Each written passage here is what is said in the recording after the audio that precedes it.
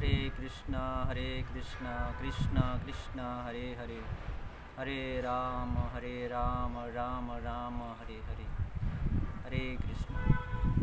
नमो विष्णुपादाय कृष्णपृष्ठाय भूतले श्रीमते भक्तिवेदांत स्वामी नीति नामिने, नमस्ते सरस्वती देवे गौरवाणी प्रचारिणे निर्विशेष शून्यवादी पश्चात्ते सुतारिणे। रामाय रामचंद्राय रामभद्राय वेधसे, रघुनाथाय नाथाय सीताय पतये नमः। पंचतत्तात्मकं कृष्णं भक्तरूपस्वरूपकं भक्तवतारं भक्ताख्यं नमामि भक्तशक्तिकं। हे कृष्ण करुणा सिंधु दीनबंधु जगतपते गोपेश गोपिकाकांत राधाकांत नमस्तुते। तप्त कांचन गौरांगी राधे वृंदावनेश्वरी वृषभानुसुते देवी प्रणमामि हरिप्रिये। वृंदावै तुलसी दिव्यै प्रियै केशवस्य च विष्णुभक्तिप्रदे देवी सत्यवत्यै नमो नमः। पंचाकल्पतरुभ्य च कृपा सिन्धुभैव च पतितानां पावनेभ्यो वैष्णवेभ्यो नमो नमः। जय श्री कृष्ण चैतन्य प्रभु नित्यानंद श्री अद्वैत गदाधर श्रीवासादि गौरभक्तवृंद। हरे कृष्णा कृष्ण कृष्ण हरे हरे, हरे राम राम राम हरे हरे, हरे कृष्ण। तो सुबह रामनवमी के पुण्यतिथि के अवसर पर हम लोग रामचंद्र के जीवन चरित्र और शिक्षाओं के बारे में श्रवण कर रहा हूँ। तो आगे हम लोग रामचंद्र की बहुत सारी लीलाएं, उनकी शिक्षाओं को श्रवण कर चुके हैं। तो आगे हम लोग उनकी और आगे की दो लीलाओं में मिस्टेक किए हैं हम लोग उसको श्रवण करने में। तो अभी हम लोग उन दो लीलाओं को श्रवण करके आगे की दो लीलाओं को, पीछे जो दो लीलाएं छोड़कर आए हैं हम लोग, उस दो लीलाओं को श्रवण करके फिर आगे बढ़ेंगे उनके नए लीलाओं पर। तो आगे हम लोग वनवास तक, रामचंद्र के संक्षेप में वनवास तक गए थे। 14 साल की वनवास लीला तक पहुँचे थे। तो हम लोग पीछे जो दो लीलाओं को छोड़कर आए हैं, एक अहिल्या उद्धार लीला और एक परशुराम का दर्प चूर्ण, ये दो लीलाओं को श्रवण करके उनसे शिक्षाओं को देखेंगे, उनमें क्या शिक्षाएं देते हैं भगवान श्री रामचंद्र। इन दोनों के माध्यम से, अहिल्या और परशुराम के माध्यम से हमें, और फिर हम आगे बढ़ेंगे उनके और मधुर मधुर लीलाओं को और मधुर मधुर शिक्षाओं को हम लोग श्रवण करेंगे। तो भक्तों, ये अहिल्या रामचंद्र और लक्ष्मण को जब विश्वामित्र मुनि ले जा रहे थे मरीच और सुबाहु को मारने के लिए, तो उसी रास्ते में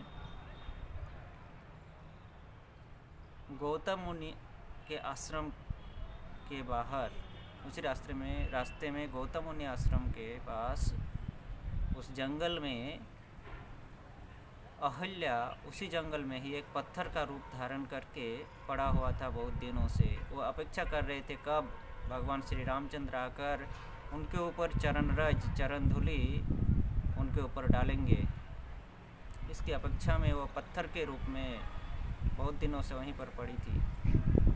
तो असलियत में अहिल्या कौन थी और किस प्रकार से यह अहिल्या पाषाण पत्थर के रूप में रूपांतरित हुआ, इनको हम लोग सुने हैं,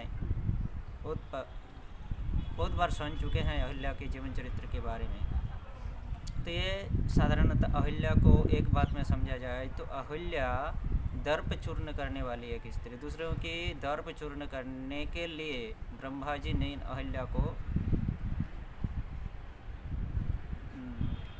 अहिल्या को जन्म दी थी, या ये अहिल्या को भेजी थी। ये अहिल्या ब्रह्मा जी का, सृष्टिकर्ता ब्रह्मा जी का, अहिल्या सृष्टिकर्ता ब्रह्मा जी का मानस पुत्री थी। एक बार की बात, इसकी घटना इस प्रकार है कि स्वर्ग की अप्सराओं में से सबसे सुंदरी अप्सरा है उर्वशी।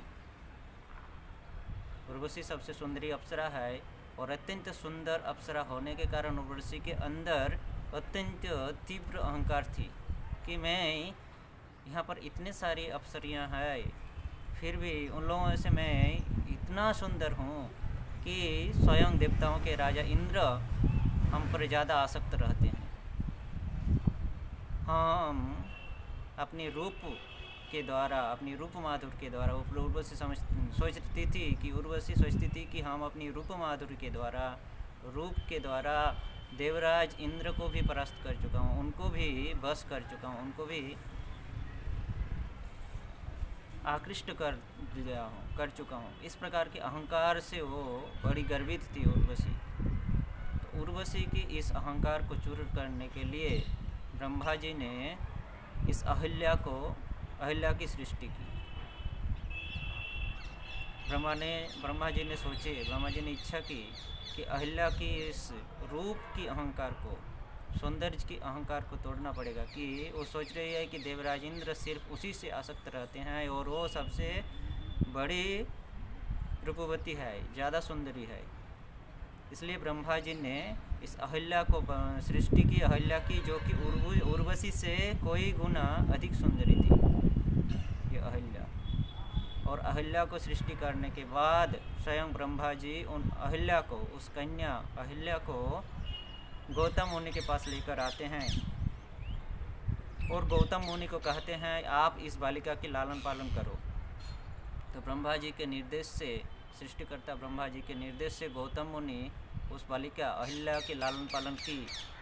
और जब अहिल्या धीरे धीरे बड़ी हुई, कुमार यौवनता को प्राप्त की, तब गौतम मुनि ने सोचा कि अभी इस बालिका को, इस युवती बालिका को अभी ब्रह्मा जी के पास पहुंचा देना चाहिए। तो यह सोचकर गौतम मुनि अहिल्या को लेकर जाते हैं ब्रह्मलोक, ब्रह्मा जी के पास। और ब्रह्मा जी को कहते हैं हे ब्रह्मदेव, मैं आपकी बात, आपसे जो बात हुआ था, हम दोनों में जो बात हुआ था इन बालिका के लालन पालन करने का, तो मैं इसको लालन पालन करके बड़ी की, अभी यह पूर्ण युवती है, या फिर इसका भार आप संभालिए। इस प्रकार से गौतम मुनि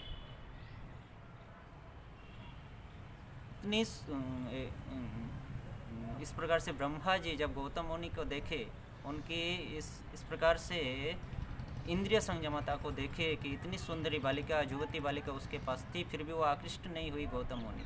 इस प्रकार से इंद्रिय संयमता को देखकर ब्रह्मा जी ने कहा हे गौतम मुनि, मैं आपके प्रति बहुत संतुष्ट हूँ, आपकी इस सेवा के लिए मैं बहुत संतुष्ट हूँ, और आप अत्यंत इंद्रिय संयमी पुरुष है।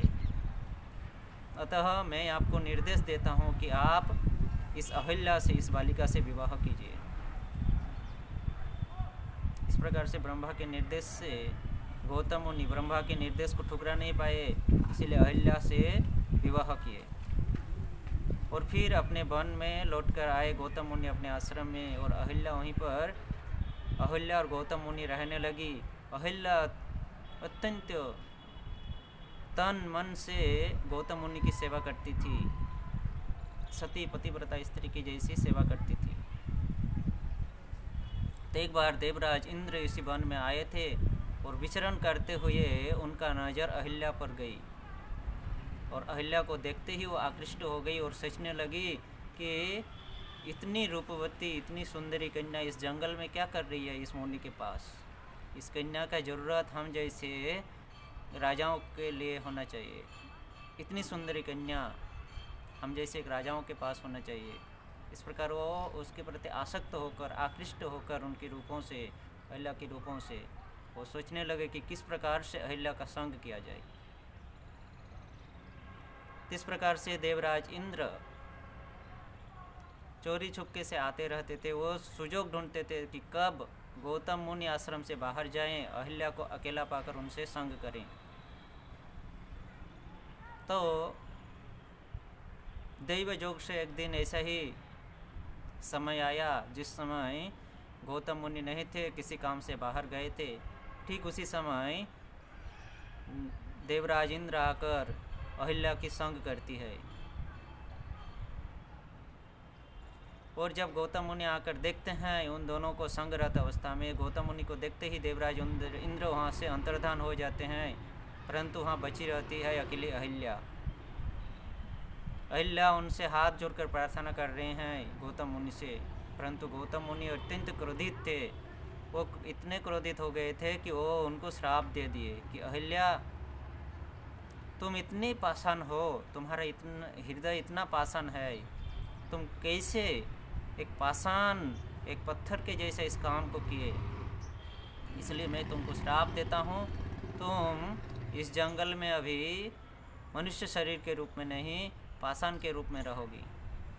अभी अहिल्या गौतम मुनि के चरणों में गिरकर रोने लगी, क्षमा प्रार्थना करने लगी, अपनी भूलों की प्रार्थना करने लगी, क्षमा करने लगी।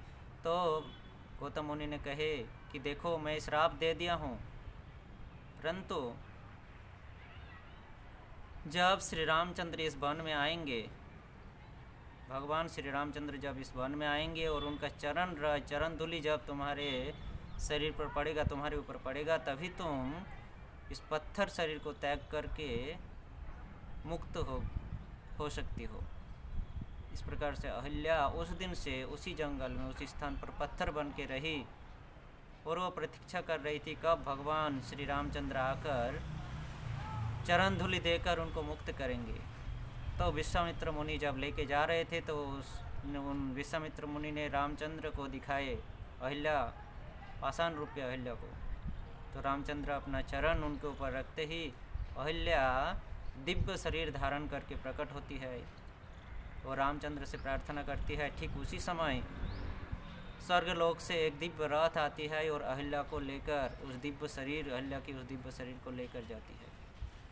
इस प्रकार से अहिल्या को वहाँ पर उद्धार करते हैं भगवान श्री रामचंद्र। तो हम देखते हैं कि हमें बहुत प्रतिभा प्राप्त होती है, हम बहुत प्रतिभाशाली होते हैं, बहुत प्रतिभा, और उस प्रतिभा को लेकर हम बहुत दंभित हो जाते हैं, अहंकार हो जाते हैं। तो हम यह नहीं सोचते हैं कि यह प्रतिभा हमें कहाँ से प्राप्त हुई है। हमें जो कुछ भी इस पृथ्वी में जो कुछ भी प्राप्त होती है, सुंदर रूप, अत्यंत रूप, सुंदर यौवन, सुंदर शरीर,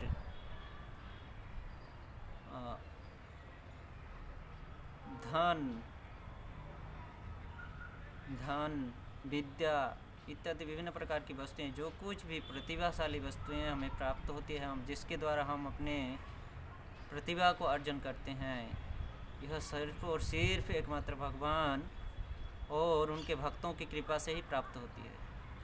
परंतु हमें यह भूलना नहीं चाहिए कि यह हम कहाँ से, हम कैसे प्राप्त हुए, कैसे हम इस प्रकार हुए, इसका अहंकार से इसको नहीं भूल जाना चाहिए, भगवान को नहीं भूल जाना चाहिए, उनके भक्तों की कृपा को नहीं भूल जाना चाहिए। अहंकार, इसको लेकर हमें ज़्यादा अहंकार नहीं, दंभ नहीं करना चाहिए। अगर हम दंभ करेंगे तो ठीक इस अहिल्या के जैसे हमें श्राप या कष्ट भुगतना पड़ेगा। हम देखते हैं इस पृथ्वी में बहुत प्रतिभाशाली व्यक्तियों को देखते हैं, वे लोग बहुत उन लोगों की प्रतिभाओं को देखते हैं और बाद में देखते हैं वे लोग धीरे धीरे उससे गिर जाते हैं, उस उच्च स्थान से वे लोग गिर जाते हैं। तो ये जो हमारे जीवन में उतार और चढ़ाव है, इस भौतिक जीवन में, यह सिर्फ और सिर्फ हमारे अहंकारता के वश से होता है। इसलिए हमें कभी भी किसी वस्तु को लेकर, इस भौतिक वस्तुओं को प्राप्त करके हमें दंभित नहीं होना चाहिए, अहंकारित नहीं होना चाहिए। इस प्रकार से अहिल्या और उर्वशी की इस शिक्षा से हमें प्राप्त होती है। तो ये जो रामचंद्र की चरित्र है, ये संपूर्ण शिक्षाओं से, रामायण संपूर्ण शिक्षाओं से भरा हुआ है। परंतु हमारा दोष क्या है? हमारी मूर्खता के कारण हम इसको समझ नहीं पाते हैं, और हम इसको समझ न पाने के कारण अपनी मूर्खता के वश से इनको एक गलत उपाधि, एक गलत नामकरण इनका करते हैं। हम लोग इसको मैथोलॉजी, भारतीय माइथोलॉजी, इंडियन माइथोलॉजी के नाम से इस रामायण महाभारत जैसे दिव्य ग्रंथों को, दिव्य इतिहासों को माइथोलॉजी के नाम से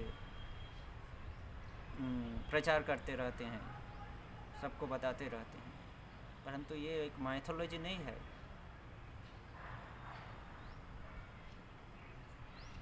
ये कोई काल्पनिक नहीं है, लौकिक नहीं है, ये अलौकिक है। जिसमें अलौकिक भगवान की अलौकिक क्रियाकलापों का वर्णन है, भगवान की अलौकिक शिक्षाओं का वर्णन है। अगर उन शिक्षाओं को हम अपने जीवन में उतारें सही ढंग से, तो हम अपने जीवन को धन्य बना सकते हैं। सिर्फ करके इस मनुष्य जीवन को रामचंद्र के चरित्र से, रामचंद्र इसलिए आए थे, वो एक श्रेष्ठ पुरुष, श्रेष्ठ नेता, श्रेष्ठ राजा, श्रेष्ठ भाई, श्रेष्ठ मित्र, इस सब का परिचय देने के लिए किस प्रकार से अपनी मर्यादा को पालन करके एक श्रेष्ठ राजा अपनी प्रजाओं की सुरक्षा कर सकते हैं, सेवा कर सकते हैं, किस प्रकार अपनी मर्यादा को पालन करके एक श्रेष्ठ पुत्र अपने पिता के वचनों का, माताओं के वचनों का पालन कर सकते हैं, एक श्रेष्ठ भ्राता, एक श्रेष्ठ भाई किस प्रकार से भाई के स्नेहपूर्ण भाई से स्नेहपूर्ण भाव से भाई के प्रति व्यवहार कर सकते हैं। इस श्रेष्ठ भ्राता का एक काम है। श्रेष्ठ पुरुष, श्रेष्ठ पति, किस प्रकार से एक श्रेष्ठ पति अपनी पत्नी के इच्छाओं को, सारी इच्छाओं को पूरी कर सकती है। एक पत्नी व्रत का धारण करके किस प्रकार से एक पत्नी व्रत धारण करके पत्नियों को संतुष्ट कर सकती है, उनकी सुरक्षा कर सकती है।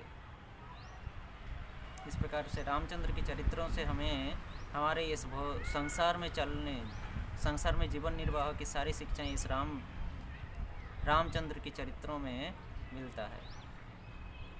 तो इसलिए हमें इन दिव्य इतिहासों को, रामायण, महाभारत इत्यादि विभिन्न दिव्य जो इतिहास हमारे सामने हमारे आचार्यों ने, पूर्व आचार्यों ने देकर गए हैं, उनकी उनसे शिक्षाओं को ग्रहण करना चाहिए।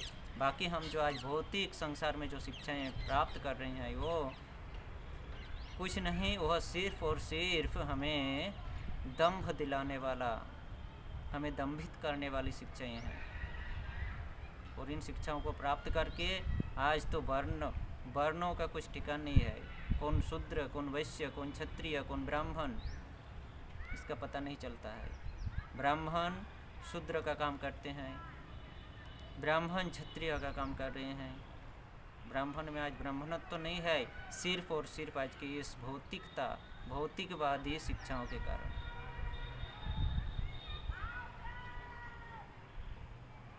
जिसने हमारी भारतीय संस्कृति को नष्ट कर चुकी है।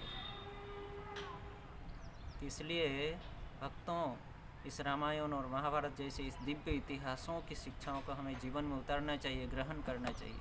यही हमारे जीवन का एकमात्र सार है।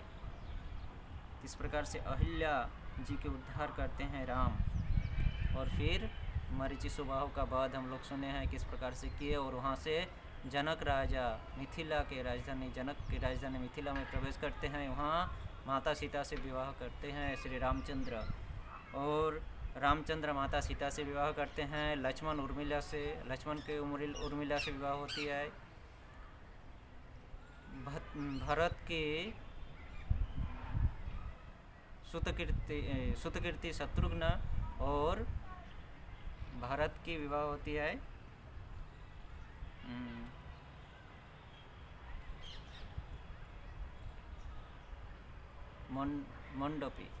मंडपी से भरत की, उर्मिला से लक्ष्मण की, और सुतकीर्ति से शत्रुघ्न की विवाह होती है। इस प्रकार से चारों भाई बहनों का विवाह संपूर्ण होने के बाद जब श्री रामचंद्र अपने भाइयों के साथ और माता सीता अपनी बहनों के साथ जब लौट रहे थे महाराज दशरथ के जनक के राजधानी से विदा लेकर, अपने पिता से विदा लेकर जब वे लोग लौट रहे थे, ठीक उसी समय उन लोगों को क्या अनुभव हुआ कि चारों ओर अंधेरा करके, चारों दिशाओं को अंधेरा करके कोई आ रहे हैं। तो जनक इत्यादि राजा वहाँ पर डर गए कि कहीं रावण तो फिर से नहीं आ रहे हैं, क्योंकि रावण जब आते थे श्रीलंका से तो वो इस प्रकार से आते थे। जब रावण आते थे तो उस पुष्पक विमान से तो चारों ओर अंधेरा छा जाते थे। तो ये लोग सोचने लगे, डरने लगे कि रावण तो कहीं फिर से आ नहीं रहे हैं। परंतु दशरथ डरे नहीं थे, वो डटे हुए थे, क्योंकि उनको पता था अगर रावण ही है तो आने दो, मुझे कोई डर नहीं है। क्योंकि रावण दशरथ से कोई बार डर चुके थे, क्योंकि दशरथ इतना पराक्रमशाली थे कि स्वयं रावण भी उनसे डरते थे। एक बार रावण एक दूत को भेजते दशरथ के पास कि जाओ दशरथ को कहो कि वो मेरे से युद्ध करेंगे। तो रावण की दूत आकर कहे दशरथ जी से ये प्रार्थना कि लंका के महाराज रावण आपसे युद्ध की प्रस्तुति दी है। तो महाराज दशरथ ने कहे कि रावण की इतनी बड़ी शक्ति है तो उसको बोलो यहाँ आने के लिए, युद्ध करने का इतना इच्छा है तो उसको कहो मेरे पास आए, इधर अयोध्या में आने के लिए कहो, यहीं पर मैं उससे युद्ध करूँगा, मैं उनके पास नहीं जाऊँगा। और उनकी शक्तियों का तुम वर्णन कर रहे हो तो मैं देखो तुम्हारे सामने इधर से ही यहीं से मैं 4 बाण छोड़ रहा हूँ, और तुम जाके देखो वो 4 बाण लंका के 4 द्वार पर गिरेगा, और तुम जाके देखोगे कि तुम जिस द्वार से आए हो चारों के चारों द्वार बंद रहेगा, तुम अंदर नहीं जा पाओगे। तो दशरथ ने अयोध्या से 4 बाण छोड़े थे, और रावण के राजमहल के जो 4 द्वार थी, पूर्व पश्चिम उत्तर दक्षिण, और चारों दिशा में चारों बाण जाकर उन दरवाज़ा को बंद कर दिए थे, उन द्वार को बंद कर दिए थे। और जब यह दूत जाके देखे किस प्रकार की बात है कि दशरथ जैसे कहे थे ठीक उसी प्रकार चारों द्वार बंद है, वो अंदर नहीं जा पा रहे हैं। तब रावण इस पराक्रम को देखकर उनसे डर गए दशरथ से कि ये अयोध्या में बैठकर अगर हमारे द्वार को बंद कर सकता है तो न जाने रणभूमि में जब सामने रण करेंगे हम दोनों तो हमें क्या गति प्रदान करेंगे वो। इस प्रकार से वो रावण फिर उनसे युद्ध का मुकाबला नहीं करते थे दशरथ से। इसलिए दशरथ डटे हुए थे कि उसको तो मैं यूं का त्यों हरा दूंगा, उससे तो मेरा कोई चिंता ही नहीं है।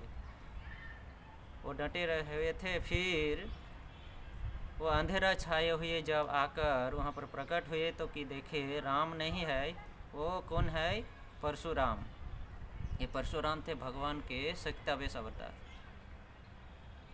भगवान का सत्यावेश अवतार था, भगवान के निर्देश से ही ये परशुराम आकर अवतरित हुए थे, अवतार धारण किए थे भगवान के निर्देश से। क्योंकि ये क्षत्रियों के अहंकारों को दलन करने के लिए, कि क्षत्रिय वंश के ही एक राजा परशुराम के पिताजी को निर्दोष से वध किए थे।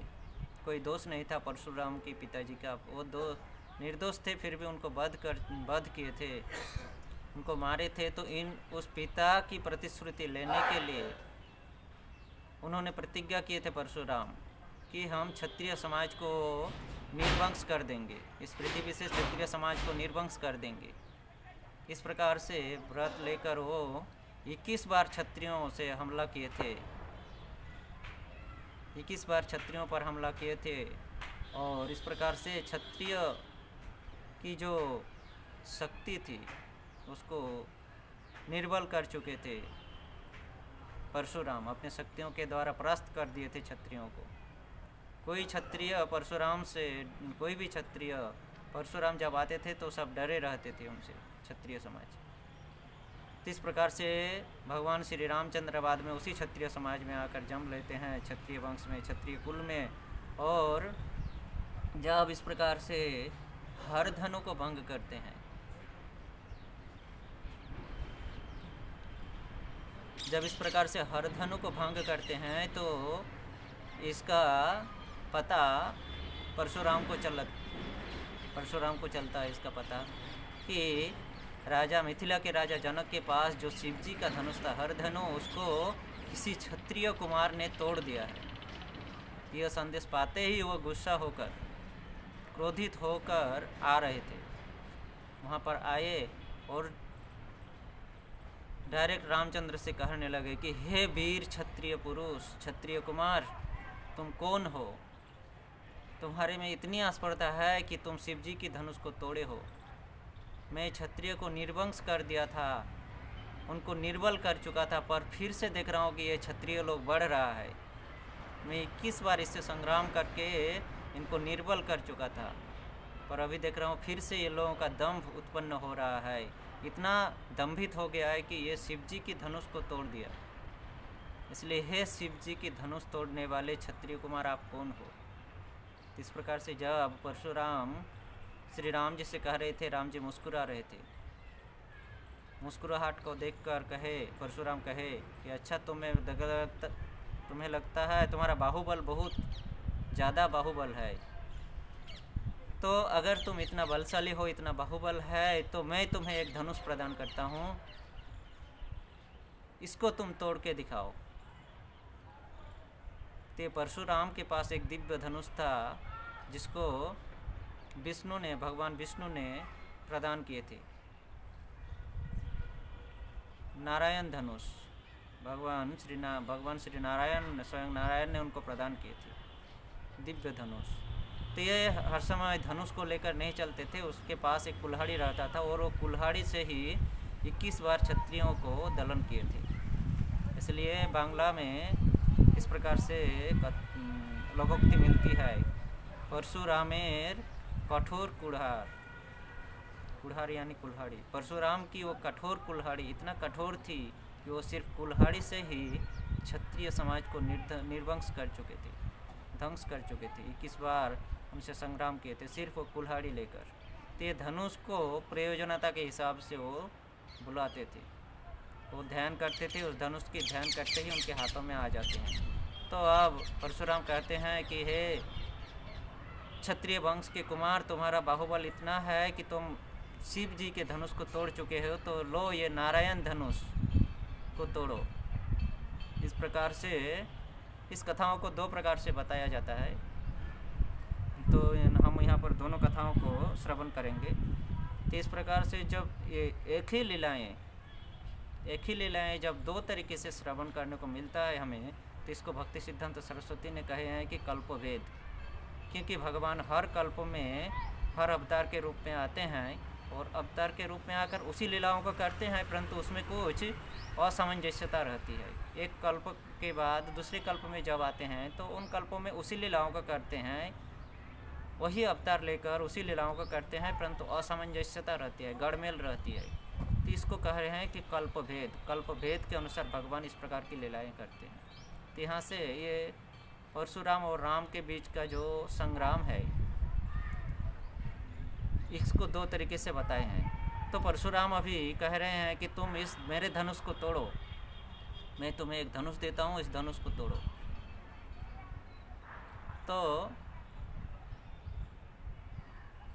परशुराम ध्यान करते हैं, हाथ को आगे बढ़ाकर ध्यान करते हैं वो धनुष की, कि वो धनुष उनके हाथ में आ जाए। तो ध्यान कर रहे हैं, धनुष को बुला रहे हैं, पर धनुष आ नहीं रहे हैं। वो अंत में कुछ देर के बाद जब वो आंखें खोली परशुराम, तो जिस धनुष को ध्यान कर रहे थे, बुला रहे थे, वही धनुष देख रहे हैं श्री राम आगे, जो श्री रामचंद्र उनके सामने खड़े हैं, वही धनुष श्री रामचंद्र के कंधे में लटक रहे हैं। तब परशुराम समझ गए कि ये कोई साधारण कुमार नहीं है, ये स्वयं भगवान विष्णु के अवतार रामचंद्र है, भगवान के विष्णु है, स्वयं विष्णु है। इस प्रकार से समझ गए, रामचंद्र नहीं, स्वयं भगवान विष्णु के अवतार है, ये कोई साधारण कुमार नहीं। और दूसरी ओर से इस लीलाओं को इस प्रकार बताया है कि परशुराम ध्यान करके उस धनुष को अपने हाथ में लाए, और जब वो धनुष अपने हाथ में आया तो वो धनुष को रामचंद्र की ओर बढ़ाते हैं। धनुष की एक छोर परशुराम पकड़े हुए हैं और दूसरी छोर को दे रहे हैं रामचंद्र को कि लो इस धनुष को तोड़ो। तो रामचंद्र जैसे ही दूसरी छोर को, धनुष की दूसरी छोर को पकड़ते हैं, उस धनुष के एक छोर को परशुराम पकड़े हुए हैं और दूसरी छोर को जैसे ही श्री रामचंद्र पकड़ते हैं, इस प्रकार से परशुराम और राम के हाथों का स्पर्श होते ही, जैसे धनुष को स्पर्श किए, वैसे ही जिस प्रकार हम बिजली के तार को छोड़ने से हमारे शरीर की सारी शक्तियाँ वो खींच लेती हैं, उसी प्रकार भगवान श्री रामचंद्र जैसे ही धनुष को पकड़े, वैसे ही परशुराम के शरीर में जो बल था, जो शक्ति था, जिस शक्ति और बल के कारण वो दंभित होकर घूम रहे थे समाज में, उस बल को, उस शक्ति को छीन लेते हैं भगवान श्री रामचंद्र। स्पर्श मात्र से ही उनकी शक्ति को छीन लेते हैं।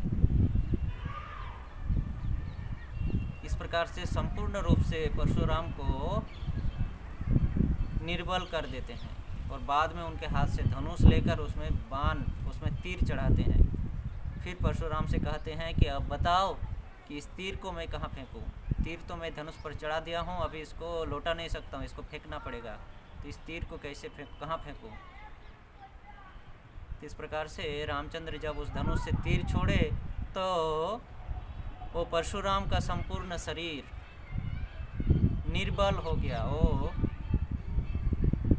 शक्तिहीन हो गए, संपूर्ण रूप से शक्तिहीन हो गए परशुराम। इस प्रकार से परशुराम के इस दर्प को चूर्ण करते हैं भगवान श्री रामचंद्र और उसको निर्बल करके कि हे परशुराम, उसको निर्बल करते हैं और उनको उपदेश देते हैं कि हे परशुराम, मैं और कोई नहीं, अब परिचय दे रहे हैं भगवान श्री रामचंद्र कि मैं स्वयं दशरथ का पुत्र, स्वयं श्री रामचंद्र हूँ। मैं विष्णु का अवतार श्री रामचंद्र हूँ और मेरे शक्ति से, हे परशुराम, मेरे शक्ति से ही मैं ही तुमको शक्ति देकर इस पृथ्वी पर भेजा था। जब ये क्षत्रिय लोग अत्यंत दंभित हो गए थे, अहंकार हो चुके थे, उस समय क्षत्रिय लोगों को ध्वंस करने के लिए, उनके अहंकार को चूर्ण करने के लिए मैं ही तुम्हें शक्ति प्रदान करके तुमको भेजा था इस संसार में। परंतु तुम्हारा काम अभी हो चुका है, इसलिए इस संसार में अभी तुमको तुम्हारा ज़रूरत नहीं है। अब मैं यहाँ पर इस क्षत्रिय वंश में मैं खुद आकर अवतरित हुआ हूँ, इसलिए तुम अभी अन्यत्र चले जाओ। इस प्रकार से वहाँ से परशुराम को विदा देते हैं। तो परशुराम अभी भी है, एक पर्वत है, कौन सी एक पर्वत, उस पर्वत में अभी भी, कौन सी पर्वत है, ठीक है, एक पर्वत में परशुराम अभी भी है। अगर उस पर्वत का नाम याद आए तो बाद में बताता हूँ। उस पर्वत में परशुराम अभी भी है, अभी भी परशुराम उस पर्वत में निवास कर रहे हैं और भगवान की लीलाओं में सहायता करते रहते हैं। तो इस प्रकार से उस पर्वत में अभी भी विराजमान है परशुराम अपने स्वशरीर में। और अभी भी अगर कोई ऐसा भक्त हो तो उस पर्वत में अगर जाते हैं, ऐसा भक्त हो, उस पर्वत में जाकर परशुराम का दर्शन प्राप्त कर सकते हैं। परंतु उसके लिए उतना प्रबल शक्ति होने चाहिए उस भक्त के अंदर। जो भी हो, यह बात तो सही है कि परशुराम अभी तक उस पर्वत में विराजमान है। इस प्रकार से श्री रामचंद्र ने भगवान श्री रामचंद्र ने परशुराम के दंभता को, दर्प को चूर्ण करते हैं।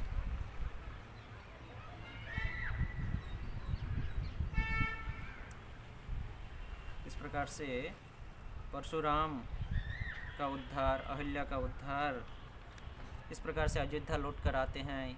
फिर 12 वर्ष के बाद जब अयोध्या 12 वर्ष बीतने के बाद, यानी लगभग 28 साल की उम्र में राजा दशरथ ने सोचे कि अब राज्याभिषेक करना है रामचंद्र का। तो उसी समय कैकेयी के अनुरोध से, जो कि हम लोग देखते हैं कैकेयी के अनुरोध से, परंतु ये तो भगवान श्री कृष्ण का ही रचा हुआ एक अभिनय है, एक ड्रामा है। भगवान श्री रामचंद्र इसको तैयार करके रखे हैं, परंतु हम लोग मूर्खता के वश से हम लोग इसको दोषारोप करते हैं, कैकेयी को दोषारोप करते हैं, मंथरी को, कुब्जा को दोषारोप करते हैं। परंतु ये सब तो भगवान श्री रामचंद्र की लीलाओं में ड्रामा करने वाले अभिनेता और अभिनेत्री है। इस प्रकार से जो भी हो, वनवास में गमन करते हैं राम, लक्ष्मण और माता सीता देवी। इस प्रकार से इस वनवास लीला में श्री रामचंद्र के एक श्रेष्ठ पुत्र का परिचय मिलता है। किस प्रकार से एक श्रेष्ठ पुत्र को अपने पिता के, श्रेष्ठ पुत्र का यह मर्यादा है कि वो अपने पिता के वचनों का पालन करे हर स्थिति में।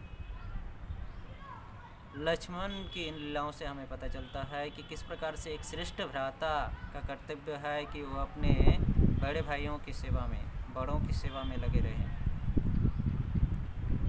माता सीता से यह शिक्षा मिलती है कि एक पतिव्रता स्त्री, अगर कोई स्त्री पतिव्रता होनी चाहती है, सती पतिव्रता होनी चाहती है, तो उसको उसका एकमात्र कर्तव्य है कि वह पति के सेवा में लगे रहें। ऐसा नहीं आजकल के जैसा कि पति एक तरफ भागे और पत्नी एक तरफ भागी, बाद में कुछ दिनों के बाद दोनों अलग अलग हो गई, कोई संबंध नहीं दोनों में। यही कारण है कि हम अपनी अहंकारता के बक्स से, हम उससे कुछ कमी नहीं। आजकल की नारी समाज, आज का नारी सब पे भारी, आज का नारी समाज ऐसे समझ रहे हैं, आज के भौतिकवादी शिक्षाओं के कारण आज के नारी समाज सोच रहे हैं कि हम भी पुरुषों से कुछ कम नहीं है। परंतु शास्त्रों के निर्देश के अनुसार स्त्रियों का कर्तव्य है कि वो हमेशा किसी के रक्षा में रहें। इस प्रकार से माता सीता के जीवन चरित्र से, रामायण में जो सीता माता की जीवन चरित्र है, संपूर्ण जीवन चरित्र नारी समाजों के लिए है। किस प्रकार एक पतिव्रता स्त्री को अपने पति के साथ रहकर उनको जीवन व्यतीत करना चाहिए। इस प्रकार से रामचंद्र वनवास में गमन करते हैं। तो रामचंद्र जब वनवास चले जाते हैं, राजवेश को छोड़कर वलकल पहन के, वलकल यानी वृक्षों का छाल पहनते हैं।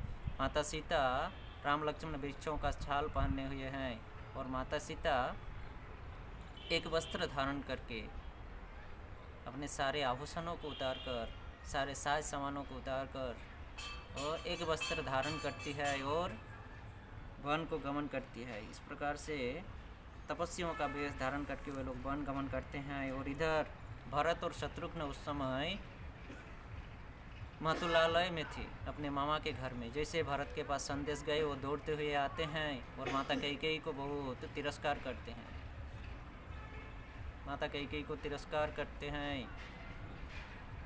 और इस प्रकार से भरत सोचते हैं कि मैं फिर से रामचंद्र को लौटा कर लाऊंगा, राम अगर नहीं रहेंगे तो मैं प्राण में बच नहीं सकता हूँ। इस प्रकार से भरत जाते हैं रामचंद्र को लौटाने के लिए, परंतु रामचंद्र आने के लिए इनकार कर देते हैं।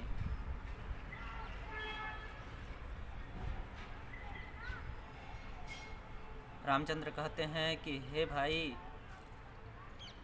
मुझे पितृसत्य का पालन करने दो, पिता की आज्ञा का पालन करने दो। मैं पितृसत्य पालन करने का व्रत लिया हूँ, इससे मुझे पालन करने दो। आप अयोध्या में जाकर अयोध्या के प्रजाओं को संभालो, माता पिताओं को संभालो, उनकी देखभाल करो।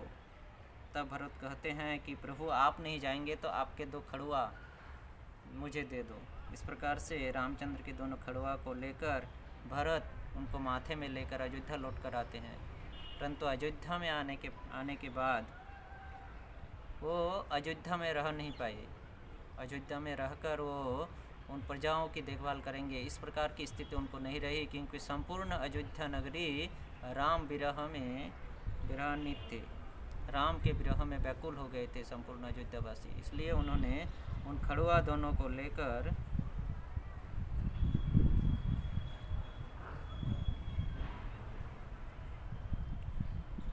नंदीग्राम आते हैं। वो खड़वा दोनों को लेकर नंदीग्राम आते हैं और वहाँ पर एक सिंहासन बनाकर, स्वर्ण सिंहासन में रामचंद्र के खड़वा को अत्यंत यत्न के साथ रखते हैं और सिंहासन के नीचे बैठकर वो प्रजाओं का पालन करने लगते हैं। वो अयोध्या नगरी में राजा नहीं बने थे भरत। 14 साल तो जो खड़वा को सिंहासन में लेकर रखकर वो राज का संभाले थे, वो अयोध्या नगरी में नहीं, वो नंदीग्राम में आकर इस प्रकार से वो 14 साल तक भरत राज का संभाले थे, परिचालना किए थे। इस प्रकार से रामचंद्र भरत को विदा देते हुए वन में घूमने लगे। इस प्रकार से विभिन्न जगहों में घूमते हुए 10 साल बीते अभी राम का। इस प्रकार से 10 साल तक वो उस जंगल में विभिन्न स्थानों में घूम रहे थे श्री रामचंद्र, और भ्रमण करते हुए उस समय वह उनका भेंट गुहक से होता है। गुहक से होता है, एक चंडाल गुहक दंडक अरण्य की लीलाएं हैं ये। दंडक अरण्य में भ्रमण कर रहे थे रामचंद्र। उसी समय गुहक, चंडाल, वाल्मीकि मुनि से भेंट होता है, भरद्वाज मुनि से भेंट होता है। इस प्रकार से इन सबों से भेंट होने के बाद वो दंडकारण्य में भ्रमण कर रहे थे। ठीक उसी समय उनके भेंट होती है अगस्त्य मुनि से। तब अगस्त्य मुनि से भेंट होने पर अगस्त्य मुनि उनको उपदेश देते हैं कि हे रामचंद्र, आप पंचवटी वन में जाइए और पंचवटी वन में जाकर वहीं पर अपना कुठिया बनाकर वहीं पर शांति से रहिए। इस प्रकार से अगस्त्य मुनि के निर्देश से भगवान श्री रामचंद्र पंचवटी वन में आकर कुठिया बनाकर, जो कि पत्तों के द्वारा बनाया जाता है, कुठिया बनाकर वहाँ पर रहने लगे। तो ये अगस्त्य मुनि के बातों को सुनकर जब दंडकारण्य से गुजर रहे थे, पंचवटी आने के लिए जब निकल रहे थे दंडकारण्य से, तो वहीं पर उनको एक राक्षस से भेंट होता है, राम, लक्ष्मण और सीता जी का। तो सीता जी की सौंदर्य, माता सीता की सौंदर्यता को देखकर वो राक्षस सोचने लगा कि इन सीता से मुझे विवाह करना है और इसे अपना पत्नी बनाकर इनको ले जाना है। इस प्रकार से वह राक्षस जब सामने आए तो राम और लक्ष्मण इनकी मन की बातों को समझ गई और श्री रामचंद्र और लक्ष्मण उनके ऊपर तीर बरसाने लगे। उनके ऊपर तीरों के ऊपर तीर बरसाते गए, परंतु जितने भी वो लोग तीर मार रहे थे उसके ऊपर सारे तीर उसके शरीर को भेद करके चले जाते थे, परंतु उसका कुछ, वो डटे रहते थे अपने स्थान में, उसका कुछ भी नहीं होता था। राम और लक्ष्मण थक गए इस प्रकार से तीर मारते मारते, परंतु उसका कुछ नहीं हुआ। सारा तीर भेद करते हुए निकल रहे थे उनके शरीर को, परंतु वो गिर नहीं रहे थे, मिट्टी में गिर नहीं रहे थे। इस प्रकार से उनकी इन कठोर शक्ति को देखकर राम और लक्ष्मण उनके सामने जाते हैं। भगवान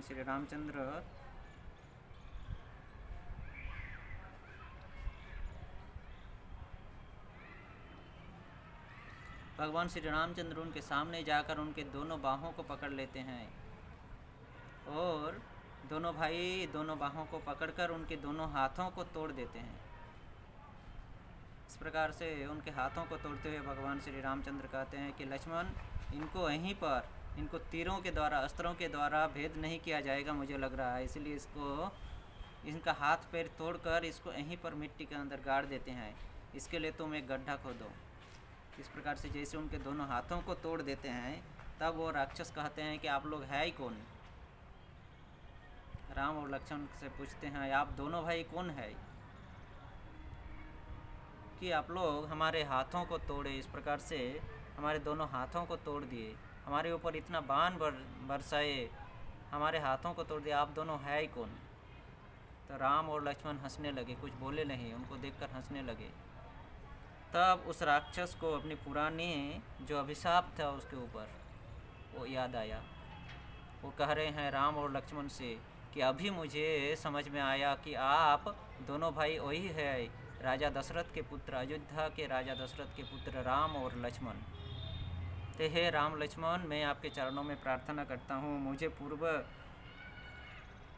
पूर्व जीवन का एक अभिशाप मेरे ऊपर है, जिसके कारण से मैं ये राक्षस का शरीर धारण किया हूँ।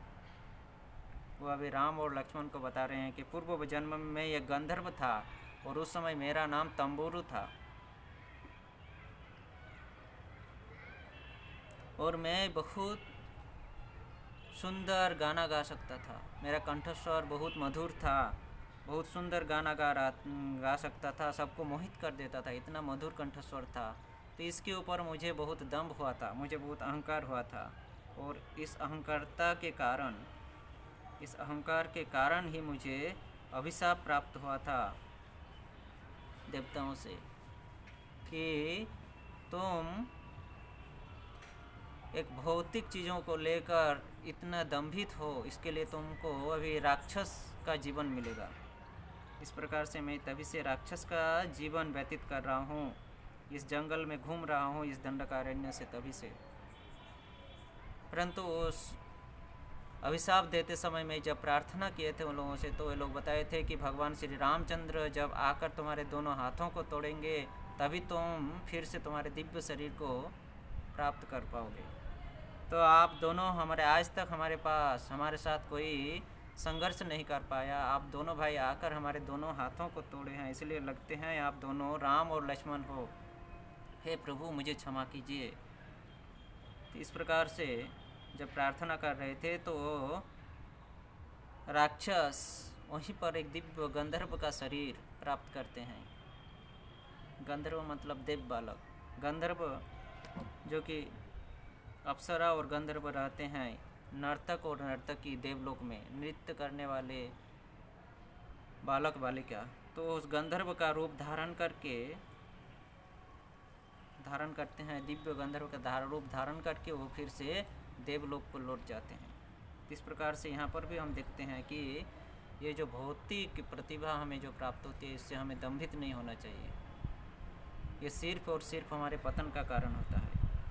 इस प्रकार से उस तंबुरु गंधर्व, उस राक्षस के शरीर से तंबुरु गंधर्व को उद्धार करके स्वर्ग लोक प्रदान करते हैं।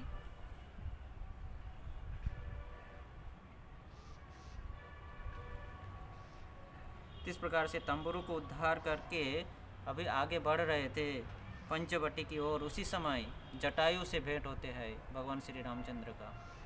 जटायु राजा दशरथ के बहुत अच्छे दोस्त थे, मित्र थे, तो रामचंद्र को पहचानते थे। जैसे जटायु ने रामचंद्र को देखे उस पंचवटी में आते हुए, तो रामचंद्र को कहे कि हे रामचंद्र, आप लोग यहाँ पर आए हैं, मैं बहुत पहले सुना था, मुझे बहुत पहले खबर मिला था कि आप लोग आने वाले हैं। तो हे प्रभु, आप लोग आए हैं तो मैं आज से आप लोगों की सेवा में अटूट रहूँगा, आप लोगों की सेवा में लगा रहूँगा। आप दोनों भाई जब नहीं रहेंगे, माता सीता इस कुटिया में जब अकेली रहेगी, तो मैं इसकी रक्षा करता रहूँगा, देखभाल करता रहूँगा।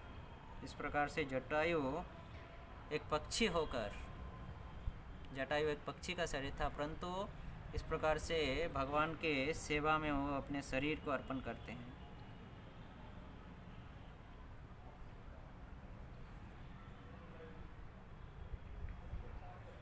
इस प्रकार से जटायु से भेंट होते हैं। फिर पंचवटी में जाकर वे लोग पंचवटी में जाकर पहुंचते हैं।